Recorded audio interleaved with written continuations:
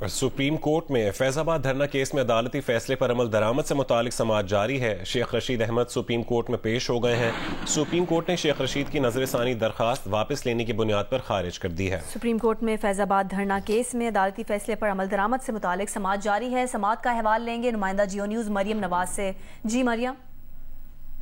जी, supreme court में फैजाबाद धरना नजरसानी case की समाअत हुई और शेख रशीद आज खुद पेश हुए। उनके वकील ने अदालत को बताया कि वो अपनी दरख्वास्त वापस लेना चाहते हैं, जिसके बाद अदालत ने उनकी दरख्वास्त वापस लेने की बुनियाद पर खारिज कर दी। लेकिन चीफ जस्टिस पाकिस्तान ने शेख रशीद के वकील से को मुखातिब करके कहा कि ये बता दें किसके कहने पर नजरसानी दरख्वास्त दायर की थी। चीफ जस्टिस ने कहा कि सच सबको मालूम है, लेकिन बताने की हिम्मत कोई नहीं करता। उन्होंने कहा कि शेख रशीद साहब 100 साल तक भी सच नहीं बताएंगे।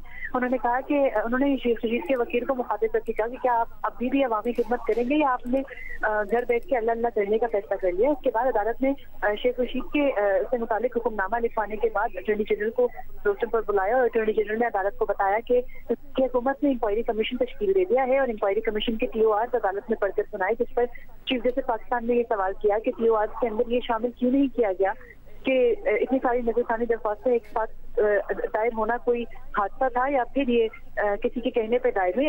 अदालत ने हुक्मनामे में ये लिखवाया है कि जो इंक्वायरी कमीशन के TOR हैं उनके अंदर एक इजाफी TOR भी ये शामिल किया जाए कि कैसे तमाम नजरसानी दरख्वास्तें एक वक्त पर दाखिल की गई। अदालत ने उसके बाद अदालत ने जो मौजूदा इंक्वायरी कमीशन है इस पर एतमाद का इजहार करते हुए कहा है कि साबिक जो है वो IG को शामिल करने का मकसद शायद कमीशन में ये है कि आज़ादाना तरीके से मामले की तहकीक हो सके। इसके अलावा अदालत ने कहा है कि 2 माह बाद जब इस केस की रिपोर्ट कमीशन की रिपोर्ट आ जाएगी तो उसके बाद देखेंगे कि कमीशन ने अपना काम किस तरह किया है। अफ्तार आलम जो कि साबिक चेयरमैन पैना है, उन्होंने कमीशन के ऊपर जब अपने खदशात का इजहार किया तो चीफ जस्टिस पाकिस्तान ने उन्हें रोक दिया और कहा कि आप अपने खदशात को महफूज रखें, पहले कमीशन के सामने पेश हों, कमीशन को अपनी कार्रवाई मुकम्मल करने दें। उसके बाद जब उनकी रिपोर्ट आ जाएगी तो देखेंगे कि उन्होंने आज़ादाना तरीके से तहकीक की या नहीं। अदालत ने इस केस की समाअत को 2 माह तक मुलतवी करने का इंदिया दिया है और कहा है कि 22 जनवरी को इस केस की मजीद समाअत होगी। 22 जनवरी को इस केस की मजीद समाअत होगी। बहुत शुक्रिया मरियम अपडेट करने के लिए।